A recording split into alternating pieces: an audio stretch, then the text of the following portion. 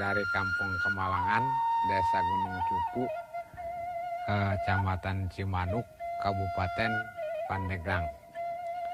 Saya jadi seorang buruh tani atau petani penggarap sekitar 20 tahunan, Pak.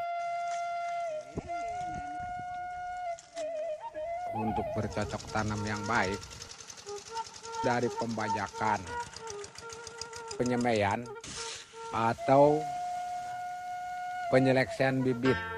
Bibit itu memang harus diseleksi, baik itu bibit yang berlabel atau bibit lokal, itu harus diseleksi secara mudah aja, Pak.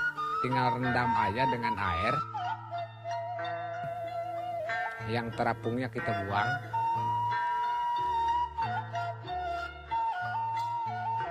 Ambil yang merendamnya aja, yang kita semai. Dalam perendamannya itu tetap kita harus pakai biobos. Gitu.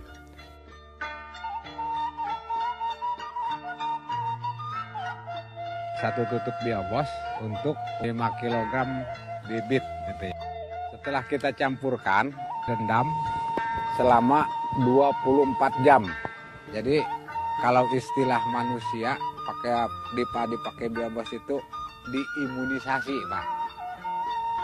Jadi udah ada kekebalan.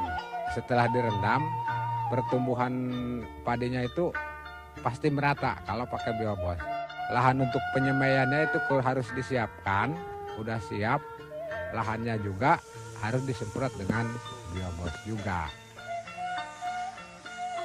Sebelum kita tanam, kita semprot dulu si penyemaian itu dengan pestisida hayati supaya hama yang ada di dalam penyemaian itu tidak menyebar ke lahan yang luas.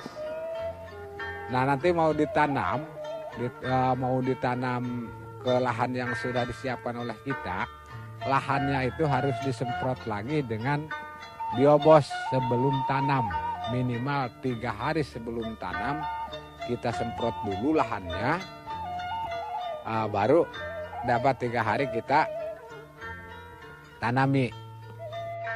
Tapi jangan lebih dari 3 batang padi. Karena kalau lebih dari 3 batang padi itu hasilnya enggak memuaskan, Pak. Hasilnya kurang. Karena kalau pakai biobos itu anakannya banyak. Begitu kita bercocok tanam, mulai bercocok tanam atau mulai tanam itu sistem logowo. Karena apa? Logowo itu untuk memudahkan baik itu pemupukan atau penyemprotan, pemeliharaan yang lainnya. Itu kalau sistem logowo itu mudah gitu. 3 hari setelah bercocok tanam, kita menggunakan pestisida hayati lagi. Itu setelah 3 hari bercocok tanam. Karena apa? Kita itu untuk mencegah hama yang ada di sekitar kita. Kemudian setelah penyiangan atau perawatan 15-20 hari atau lebih dikit nggak masalah. Udah penyiangan, kita semprot lagi dengan biobos. Semprot lagi, usahakan ke tanah lagi. Karena memang apa? Biobos itu sifatnya diantaranya bisa merubah sifat tanah dan mengembalikan unsur-unsur hara yang ada di dalam tanah. Bahkan lambat laun bisa menghancurkan sisa-sisa pupuk kimia itu sendiri. Yang musim kemarin saya menggunakan pupuk kimia itu hanya 25%. Tapi hasilnya tetap masih unggul, Pak.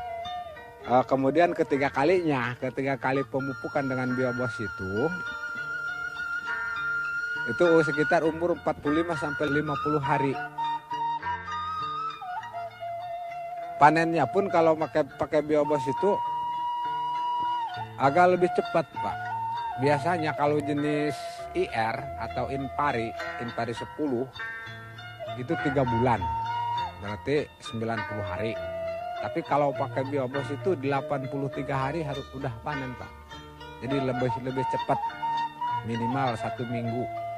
Juga hasilnya itu akan lebih. Yang saya alami nggak pernah 20% Pak, bisa lebih. Makanya dengan biobos itu saya yakin, karena saya memang udah mengalami memakai biobos terus selama 4 musim ke 5 sekarang. Memang pertumbuhannya juga beda dengan pertumbuhan yang tanpa biobos.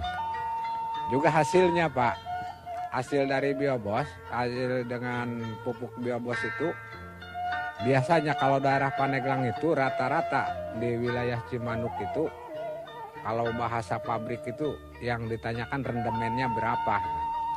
Istilah rendemen itu keluar berasnya berapa dari per kintal.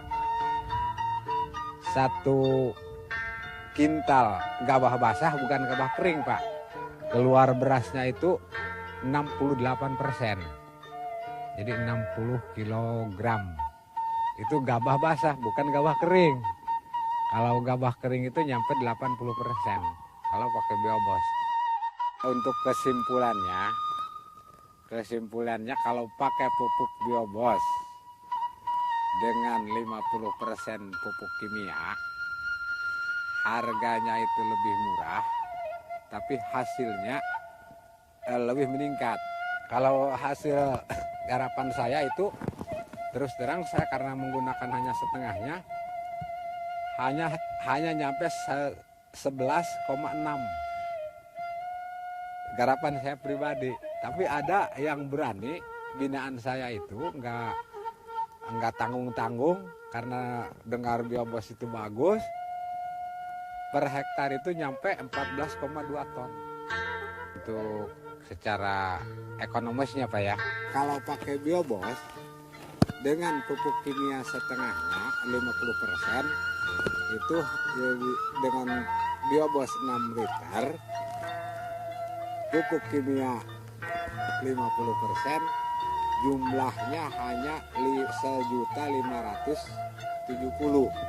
Jadi itu juga sudah mengurangi biaya pupuk yang harus dibeli oleh kita.